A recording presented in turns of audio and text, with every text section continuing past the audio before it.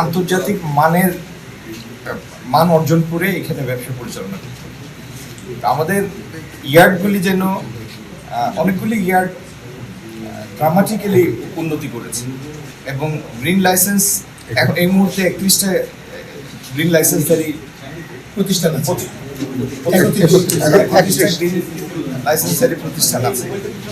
আরও যারা ব্যবসা করতে চায় তাদেরকেও আমরা টেকনিক্যাল সাপোর্ট দিব, প্রয়োজনীয় সহযোগিতা দিব।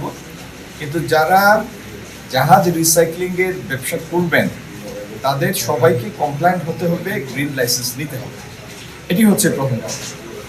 দ্বিতীয়ত হলো আজকে থেকে যে সময় একটা সময় এই জাহাজ রিসাইক্লিংয়ের এগেনস্টে একটা জেনারেল সেন্টিমেন্ট ছিল যে এটা হচ্ছে একটা হচ্ছে এন্টি এনভায়রনমেন্ট, দ্বিতীয়ত এটা এখানে লেবার এক্সপ্লয়েট হয়, তৃতীয় হলো অস্বাস্থ্যকর এবং অমানবিক পরিবেশে কাজ হয়। কিন্তু আজকের দিনের স্টোরি অল টুগেদার ডিফারেন্ট। আপনি এখানে যে উপায়ে বৈজ্ঞানিক পদ্ধতিতে কাজ করা হয়, কমপ্লায়েন্সের হাই ক্রাইটেরিয়াল হাই স্ট্যান্ডার্ড মেনটেন করা হয়, এটা যে কারোর জন্য একটা গর্বিত হওয়ার মতো একটা ব্যাপার। তো আমরা চাই আমাদের এই গ্রিন লাইসেন্সারি ইয়ার্ডগুলির মতো অন্য যারা ব্যবসা করবেন তারাও সবাই গ্রিন লাইসেন্স নিয়েই সেই মানে এসে তারপরে ব্যবসা পরিচালনা করবে। গত বছরের আজকে থেকে 2 বছর আগেও আমরা প্রায় 45% মতো সারা বিশ্বে যে পরিমাণ জাহাজ রিসাইক্লিং হতো তার প্রায় অর্ধেক আমরা নিজেরা করেছি। আমাদের এই অবস্থান আবার সাময়িককালের জন্য আমরা বিচ্যুত হয়েছি।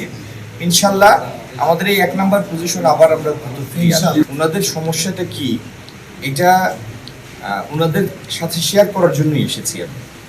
যদি কোনো সমস্যা থেকে থাকে, ব্যবসায়িক কোনো সমস্যা, সরকারি নিয়ম নীতির কোনো সমস্যা, সেগুলি যাতে দ্রুত সমাধান হয় সেই জন্যই আমার আশা।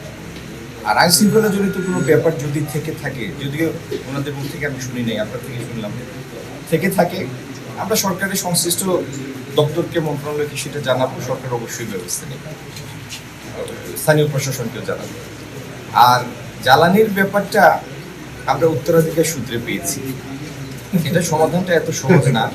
কারণ আমরা যে পরিমাণ গ্যাস ব্যবহার করি এখন প্রায় 1600 MMCFD আমাদের শর্টেজ থাকে।